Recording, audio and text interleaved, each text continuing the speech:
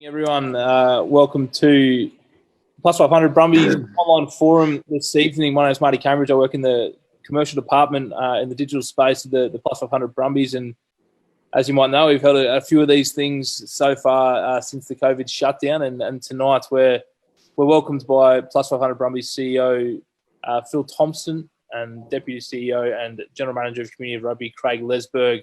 And as some of you might already know, we've tried to frame each of these discussions in a different spotlight on the game at the moment. And tonight we'll be taking a pretty in-depth look at where community rugby's at and hopefully some kind of return to play framework, which Craig will fill us in on during the evening. Like always, feel free to add your input in the comments section, and we'll look to answer as many of those questions as we can throughout the night. We have had some being sent in via our community members and club rugby people in the region. So we'll try and get through as many as we can, as always, and we'll see where we end up. But firstly, Phil and Craig, thank you for joining us and giving us your time this evening. It's much appreciated by all. And without further ado, we may as well get stuck into it. Phil, just a really quick one of an overarching sort of idea about where the Brumbies are as a whole at the moment. It's been about a month or so since we spoke to you and Matt Nobbs, our chairman. Thanks, Marty, and thanks for the introduction. Good evening, everyone, and thanks for joining us here for another online forum. I'm sure that everyone would agree that it definitely feels like there's a little bit more normality coming back into our lives with the lifting of some of the restrictions, and it's good to see a lot more people out and about. Hopefully, if everything goes well over the next month or so, we'll be able to see some rugby being played by the Brumbies, and then hopefully not long after that, we'll have all our junior and senior participants right throughout our region out playing each weekend. Just in relation to what the Brumbies have been up to over the last month or so, well, they've been training by themselves up until Monday, the 11th of May, where they came back into Brumbies HQ. They returned all the weights and all the training equipment they took home with them over that period of time and got the place set up again. And then our players and staff had to go through a very in-depth education session on that Monday around the return to train protocols that had been put in place here at Brumbies HQ.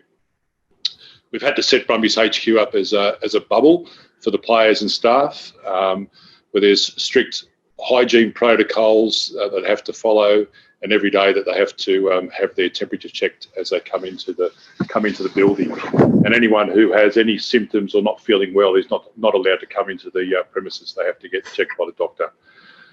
So we got through that. Then on the Tuesday, they started training in groups of 10. And then over a couple of weeks, they've trained in those groups of 10, just getting some of their fitness base back up again and enjoying being back in the environment. And then last week, we went into groups of 20, where they upped the ante a bit, had a little bit of contact. And then this week, which is our fourth week back at training, they've gone into full team training and full contact. The players have really enjoyed being back in the environment. Dan and the staff have been very happy with the condition and fitness level they've come back in and the enthusiasm level. The guys really enjoyed being back together. They certainly missed each other, and it's good to see the interaction and banter they have between themselves. We've actually got a couple of players on the injured list at the moment, which is a bit unfortunate. Caden Neville had to have an ankle operation just recently, and we're hoping that Caden will be back towards the end of the season, which is planned to come up starting in July. Hopefully he'll be back in the next couple of months and get a few games in with us. Also, Tom Banks has got a foot injury and is probably looking at about a 4 to 6 week break there. And then we've got a couple of other backs who've got a bit of soft tissue injury just with the increase in training, but they'll all be right over the next couple of weeks. Yeah, it was great to see them all back in here in their kit, and we saw Alan Alatoa skipping into training on day one, which is great to see from the captain. Just you mentioned it just briefly there with Caden and the end of the season. What is that season starting to look like? We know there's been a couple of different options on the table. We've heard about dates, but what more can you tell us about when we might be able to see the Plus500 Brumbies back out in the field? Yeah, there's been some reports in the media over the last week or so around the new competition called the Vodafone Super Rugby AU competition starting up in early July.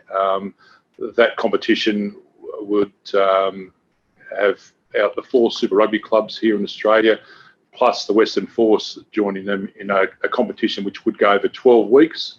So there'll be 10 rounds, 2 finals, starting early July, and the final being on the 19th of September.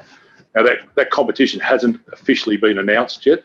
Rugby Australia are in discussions at the moment with Fox, our broadcast partner, just in relation to the content for the back end of the season, being that competition I just mentioned, plus the Rugby Championship, which they're hoping to get up and running, and hopefully, potentially, Australia will be used as a hub for the other Rugby Championship sides, being New Zealand, South Africa and Argentina, to come and base themselves here to play that.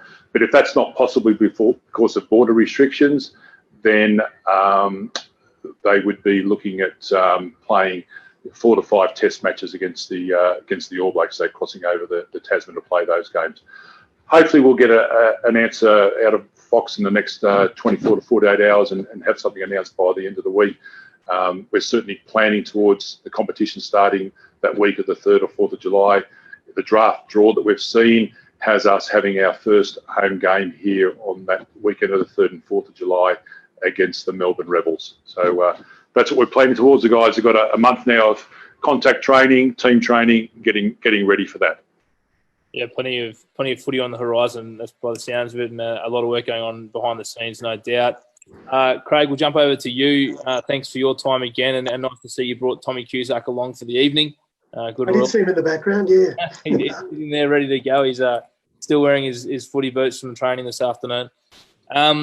Just in terms of the community rugby and where we're at with that, we've seen a few different, easing of restrictions in the community sports section from government the last couple of weeks, sort of since mid-May. We know a lot of work's gone in behind the scenes with our stakeholders, with Rugby Australia, the ACT government, and community rugby clubs around the region. What's been the process to getting to now, and what has that background sort of looked like that you guys have been chipping away at? Yeah, certainly as you sort of suggest, Marty, a volume of work going on behind the scenes. So that all commenced around a month ago for us. We established a strategic working group with Rugby Australia.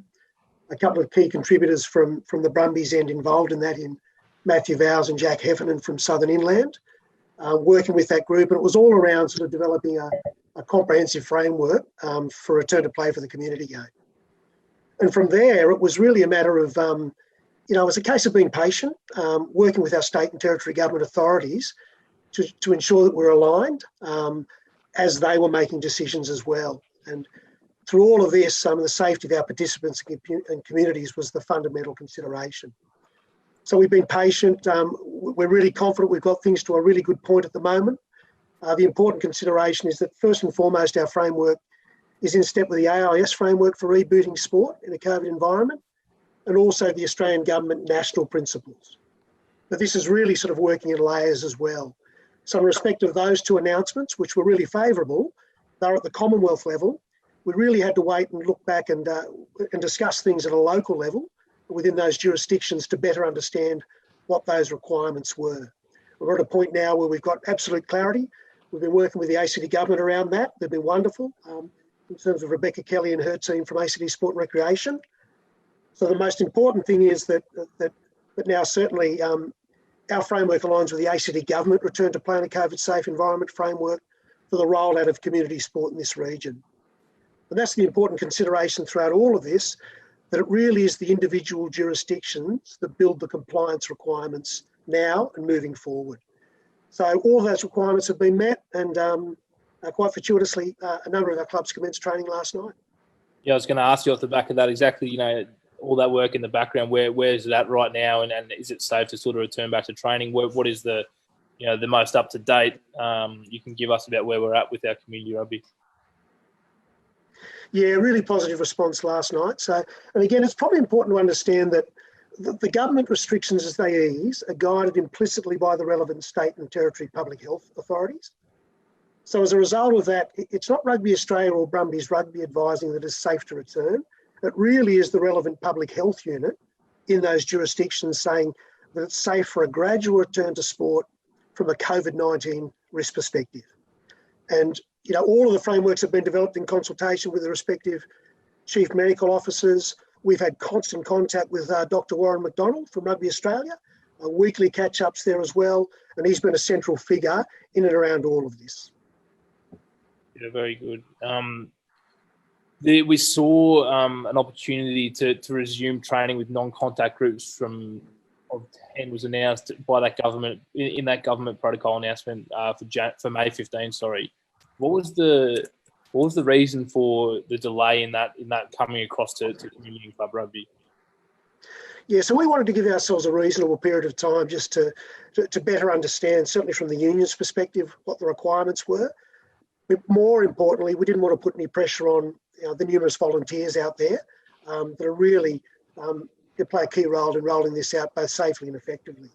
So for us, it was taking a breath. We wanted to ensure that our people were 100% cognizant of the requirements and fully prepared within those parameters as well. So that required a number of things we've been working on over the course of the last 2 weeks. We've done some education rollouts via teleconference, some relatively meticulous planning around that as well. But obviously we're now moving forward, stringent sort of compliance as well in and around those requirements. And that's the really crucial piece at the moment, that people remain vigilant with the plan. Yeah, and I suppose like Phil mentioned, that's what's happening here in the Brumbies, high performance area too, is staying vigilant with the social distancing, the hygiene, and maintaining those standards, I suppose. And from a club point of view, what sort of things do they need to have in place at the moment, or what sort of things should they be looking to have in place as we move further down this path? Yeah, so there are a number of things. I mean, it's a comprehensive framework, and it supports the safest possible return to all community levels of the game. We think it's clear and concise. We've been working with, as I said, our dedicated club volunteers in and around the rollout of that, but it really is a comprehensive checklist of practical and progressive steps around training behaviours, including social distancing measures, hygiene protocols, illness management, attendance registers at training, and the use of equipment as that sort of moves forward as well, with further easing or anticipated easing of restrictions. So the key elements for each club was that they had to nominate a COVID compliance officer, first and foremost, and submit a level B return to play training plan. So we had an understanding of what was rolling out in their environments. We were guiding that as well. Signed agreements to comply with all directives prior to resuming training. And the other really important message that we've been pushing is encouraging all participants to download the COVID Safe app as well. Yeah, excellent. And there's, just for people watching too, there's a lot of information that, obviously goes into this and the frameworks and things like that, where if they're looking to access some of this information offline later on down the track to make sure they're across everything, where would you suggest that they go to look for that? Yeah, we've been rolling that out obviously through our networks. We've been connecting in on regular basis with the key contacts within the club environments, but we'll be making all of that information available certainly on the website, Brumbies website, in addition to circulating that information via our social media platforms as well. Yeah, excellent. I guess in that sense, the first port of call is the club contact, and then from there to come towards yourself and us here at the Brumbies. Like I mentioned off the top, to anyone watching, if you want to participate in the conversation, feel free to add into the comment section on Facebook. Craig, one of your followers, Max Crozier, says you're looking fit. He's very, very impressed. And Phil, to come back to you, Max, very kind. Max has a question about the Super Rugby games that you mentioned.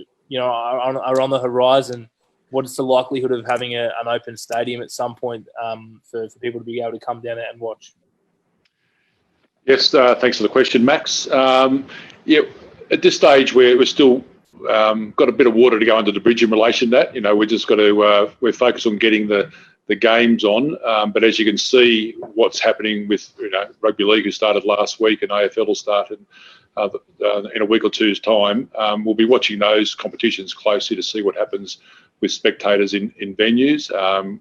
We did have a conversation with GIO Stadium this afternoon around access for people into the stadium, and it's still just a little bit too early to give the all clear in relation to that. There's a number of things that have to be put in place, and a few more restrictions that need to be lifted to give any certainty around that. But something we hope we can do with the competition going right through to September.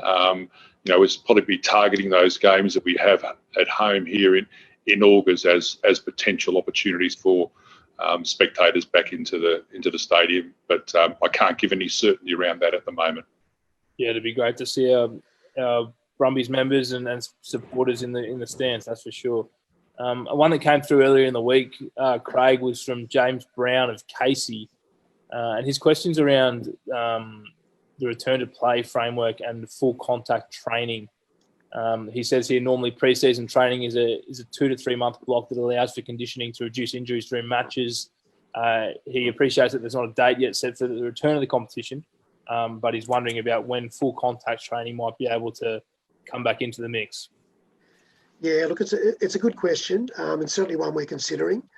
The fact of the matter is, in contact sports, there's obviously a duty of care to ensure that we're giving people adequate time to prepare. Certainly being considered at the moment.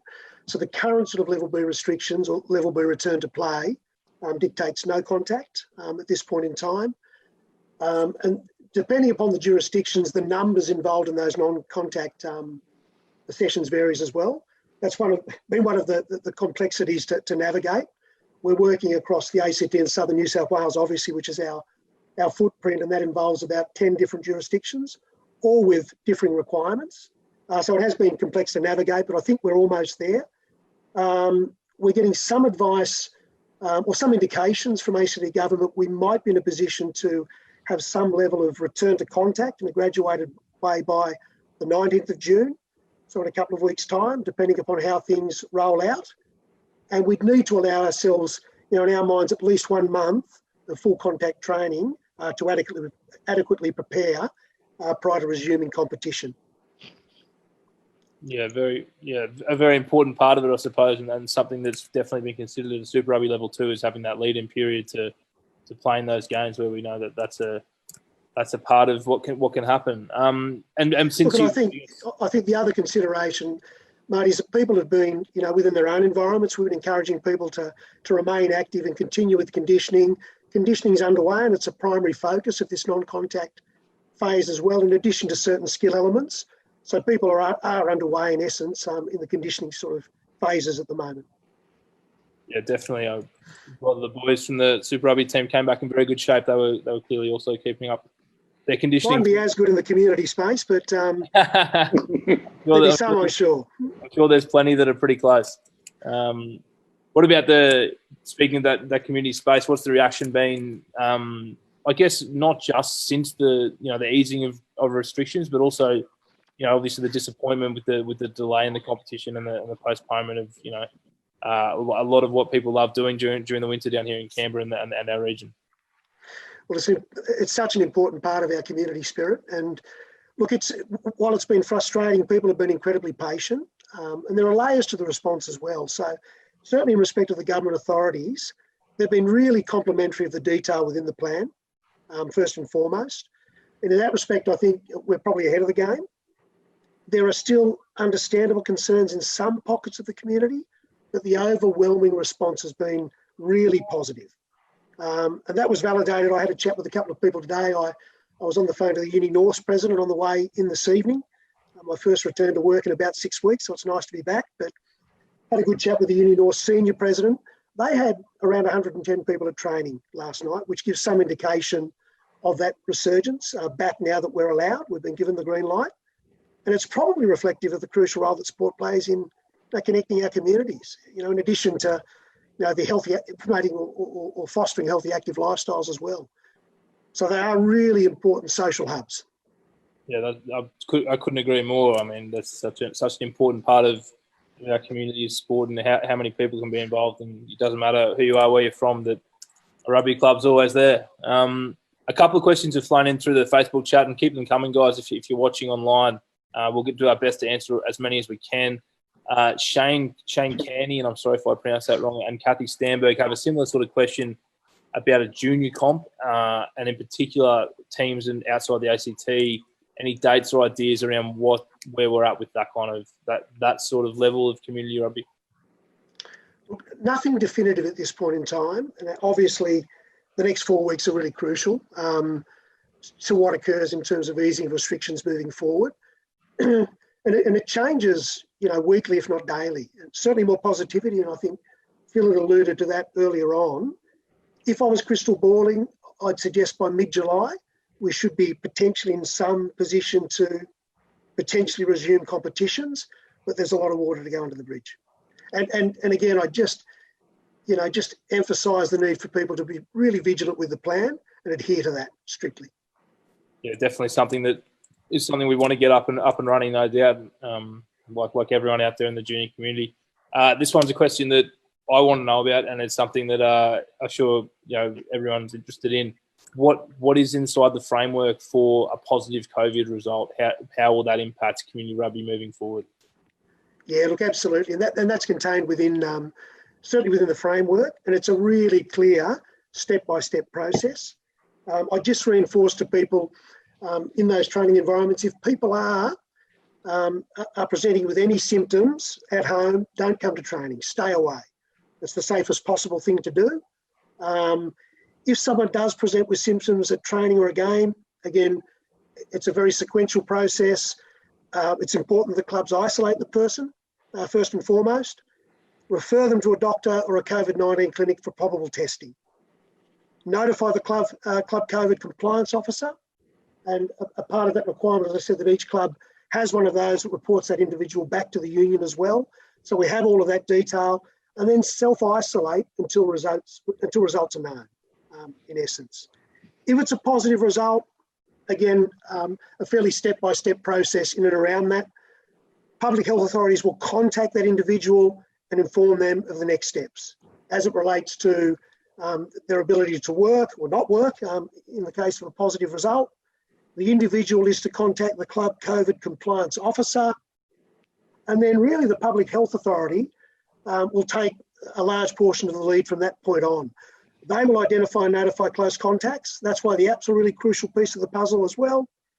They'll work with the club COVID officer around the attendance lists that we're acquiring as well. So again, that's a really important piece of the puzzle. COVID officer will notify the competition manager. Competition manager, under the direction of the public health authority, will then look at the status of the competition and other elements moving forward. So it really is quite a clear and thorough process. All comes back to that sort of recognition and isolation from the commencement. Yeah, a number of steps there, Craig, but I suppose clear steps, like you said, and not too different to what would happen in a regular occurrence of a positive case within the community at the moment. No, that's correct. That's correct. We'll also notify Rugby Australia at that point, obviously, and Warren McDonald up there as well, so that they're fully sort of cognizant. Yeah, great. This one's a question that came in a couple of times from a couple of different avenues during the week. In terms of participation, and do you anticipate an impact to the participation numbers? And are refunds or reductions on registration fees being considered at the moment? Yeah, look, absolutely. In terms of the participation piece, that really is the great unknown at the moment.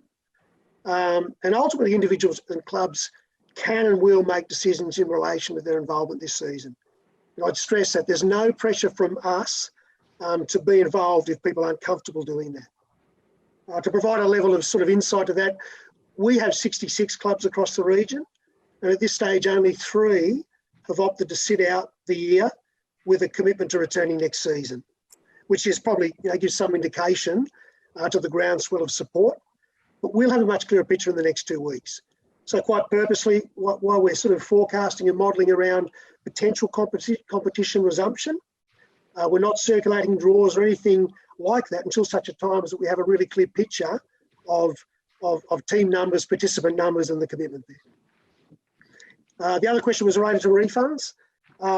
Look, most certainly that would be an option if, for whatever reason, competitions do not resume, apart from the insurance component to that. So that's something we discussed with the insurance provider. And given people are actually in training environments at the moment, they're obviously the benefit of insurance is flowing through to their training currently. We're also modelling potential discounts based upon possible reduction in competition lengths, flexible play options, and really our ability to administer and service the game effectively when we get the green light to resume. So all those things are being considered. When I say service the game, that's it's across staff involved in competition management, primarily the senior arm in Canberra with Premier Rugby and Monero on the South Coast, but also extending into Southern Inland through our staff on the ground. It will come across considerations for coach and match official education. That'll be a really important part of the return as well.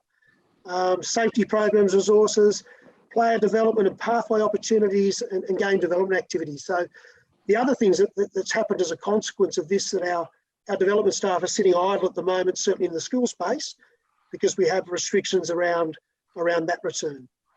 And I'd also make the point, if we're looking at some reductions, certainly from the union's perspective, any significant saving to the players would require consideration of the club component of that as well, given it probably equates to around 50% of the overall registration fee for players. Thanks, Craig. And once again, just anyone just joining us, Craig Leseberg, the Deputy CEO of the Plus500 Brumbies and also the General Manager of Community Rugby here at the organisation. We're also joined by Phil Thomson on there. Phil, you've had a bit of a break. Craig's been doing a lot of the heavy lifting there. Nothing's changed. That's been doing all the work. He keeps telling me that. I might throw you an easy one just to break it up a little bit. Yesterday we saw the announcement of Ben Hine returning to the club. He obviously spent a number of years here before taking up some time with the Sunwolves, but great to see him back in the organisation yesterday. Yeah, definitely, Marty. He's a very good quality person, Ben, and a good footballer also. But at the end of last season, we had to release Ben. He went back to Brisbane, and then fortunately for him, he was able to pick up a contract with the Sunwolves. So he moved up to Tokyo for this year's Super Rugby season. He sat on the bench for a few games, and just before the season finished, was put on hold in March. There, he'd started in a few games for the Sunwolves. So he was just getting back into the groove when things stopped. So he's been back up in Brisbane whilst the competition's been on hold. With the announcement earlier this week that the Sunwolves won't be taking any further part in the Super Rugby competition this year. Ben's contract finished with the Sunwolves. With the injuries we've got in the squad at the moment with Caden's ankle, he was the ideal person to call on to come down here as an injury replacement. So he arrived on the weekend, training on Monday. I spoke to him this morning. He was just getting used to that cold weather again, which he'd been missing since he left. But very happy to be back in the environment. As I said, he's a very good person, very good team man, and a good footballer too. So hopefully we'll see him out on the paddock for us at some stage when the games get up and playing again. Yeah, he was obviously missing Joe Power too. He moved straight back into the garage there at Joey Power. So Joey had the bed made for him, ready to go. Yeah, Joey was very happy to see him. So that's great. I'm sure he was. Craig, we've given you a breather now, so we're ready for the second half. A question's come through on the Facebook comments from Jenna Fallis, and again, I apologise if I don't pronounce your names correctly. She wants to know how a game day might look like from a community rugby perspective, especially for, say, if a club has 6 or so games on one given day, how you might manage that in the framework and the protocols that have been worked through. Yeah. Look, and probably the position around that is that we don't really have a definitive answer for that at this point in time. And we'll be guided by the government authorities at that point in time.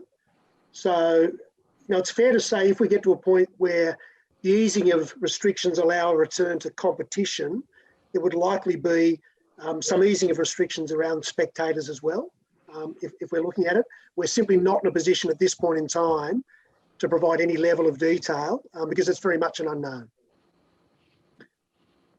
Very good. And I just saw a comment come through on the Facebook comments from Alwyn Chilver asking about the injury to Caden Neville. Alan, Phil touched on it before, but he had an ankle surgery during the shutdown period, so he'll miss the start of the new competition. But fingers crossed, not too many weeks for Caden at this stage. You just kind of touched on this one, Leslie, and I don't want to go back to it too much, but there is a question here saying, do you have a definitive date for a return to competition or a timeline? It sounds like we're not quite there yet, but we've got a little bit of an idea. Yeah, look, the short answer is no. And look, we continue to work with our state and territory government authorities at a local level, and we'll update people regularly to the question previously as well. So we'll update the moment we have more definitive information around that. What are they considering, in terms of timing of introduction of various levels of sport? They look at local epidemiology, they look at the risk mitigation strategies, and they look at public health advice and capacity. So I said previously, on crystal balling, we're hopeful of a return to senior competition by the 18th of July. A lot of water to flow, and it's crucial that clubs and individuals remain vigilant and adhere to the plan. Community rugby across the landscape will only return to competition when the relevant state and government restrictions allow us to return. And quite purposely, we haven't made any announcements around that. I know a number of other jurisdictions had, which probably hasn't come to fruition in terms of their timelines. Quite purposely, we haven't, because we just don't have that information at this point in time. Thanks for that, Craig. That's really informative and a pertinent note to. We're following the guidelines that we're given from our local areas. A couple of questions have come through from Richard Holder of Casey. Phil touched on this before around Super Rugby games, but Richard's interested to know when he can head down to his local club and perhaps watch a game of his club. Yeah, and again, probably to the point previously, I know Richie well. He's a wonderful contributor out there for Gungahlin, but also had involvement with him in various representative programs over the last 10 years or so. So thanks for the question, Rich, and thanks for linking in. Look, as I said before, if we get to a position by mid-July where restrictions are eased to the extent that we have competitions resuming with full contact, I would suggest there would be some easing of restrictions around spectators and numbers. But again, to clarify, we don't have all that information at hand at this point in time. But everything is moving in a positive direction. And we're confident, all things going to plan, that will continue. So hopefully, sooner rather than later, you could be there enjoying a beer and a pie out at Nichols. Yeah, just the one beer and the one pie to clarify there. No seconds for anyone. Everyone's got to look after themselves. Gauged roads. Be ready to go. Richard also wants to know, Craig, about the financial impacts of COVID-19, which has affected everyone and everything across our landscape. And the ACT government's obviously helping out in a huge way in a lot of different areas. But is there anything that's been specifically discussed around a financial stimulus program for community ACT and Southern New South Wales rugby clubs? No, nothing specifically at this point. So we continue to work with government.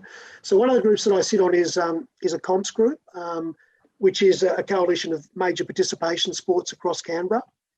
There are 9 sports involved in that, a good cross-section of the winter sports as well. And a lot of these questions are being raised and tabled within those environments, back to ACT government, but nothing definitive at this point in time. And the one thing that I would say about that comps group particularly, and working with some of the summer sports, it's been a really collegiate approach. It's been wonderful to understand that they're all experiencing identical challenges.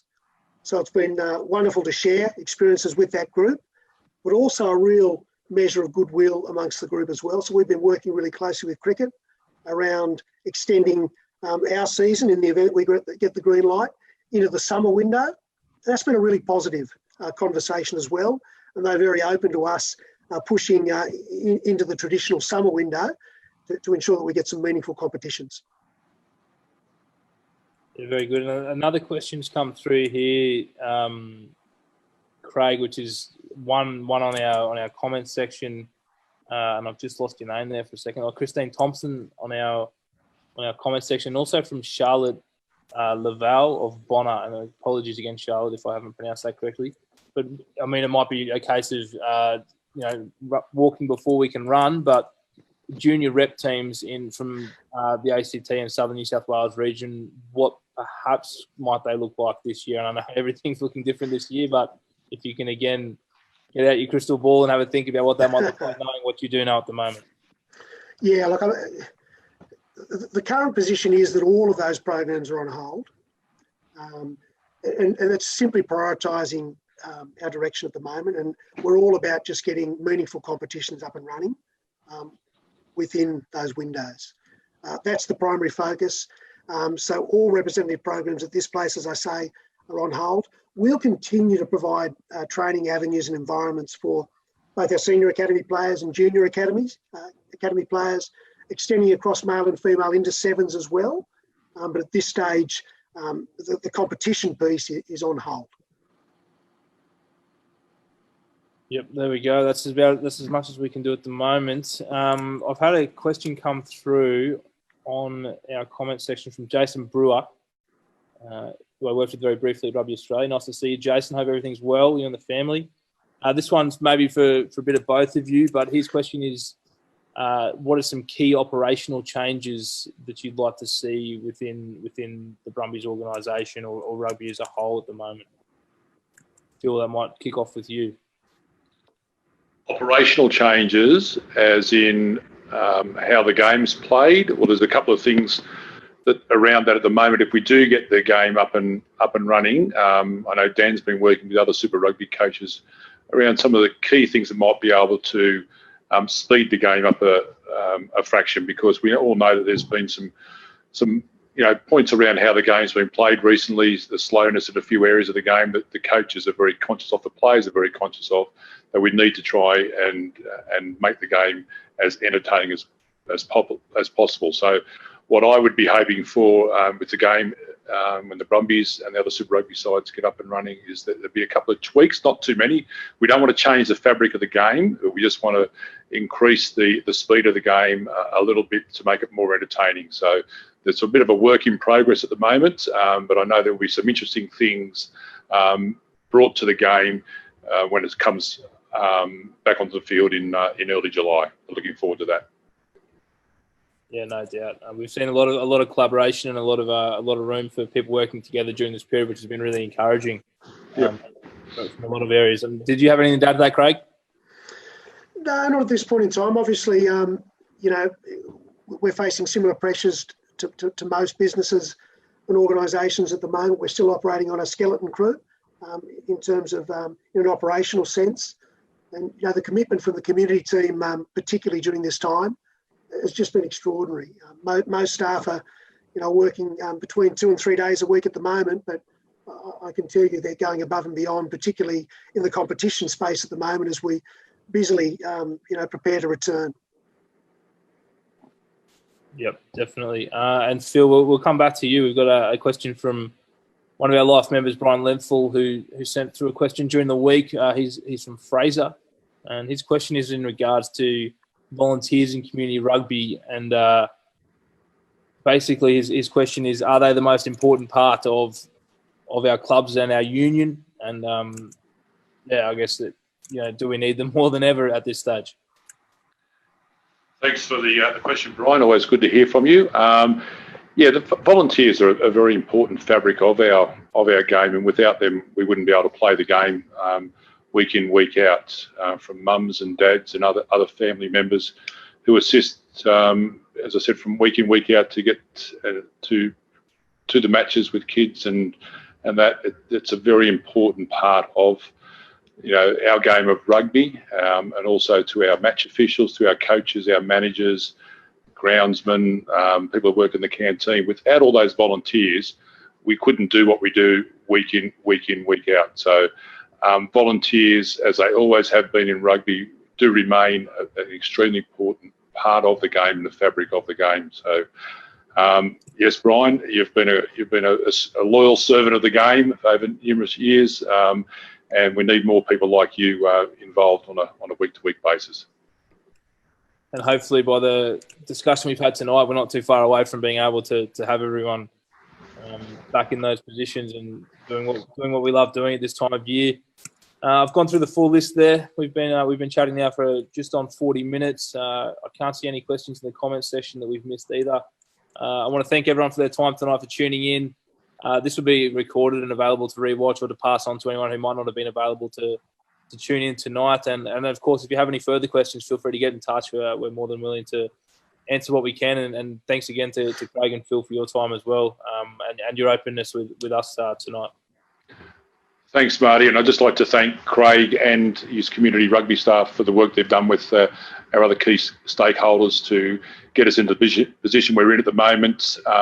As I said at the start, that hopefully if everything goes well over the next month or so, we'll be able to get rugby back out on the field for all our junior and senior participants right throughout our region. So everyone's just got to take it easy and just follow the protocols, and then hopefully we'll have everyone out on the field. So all the best. Stay well and stay safe. Thanks very much. Thanks, Marty, and thanks everybody for zooming in.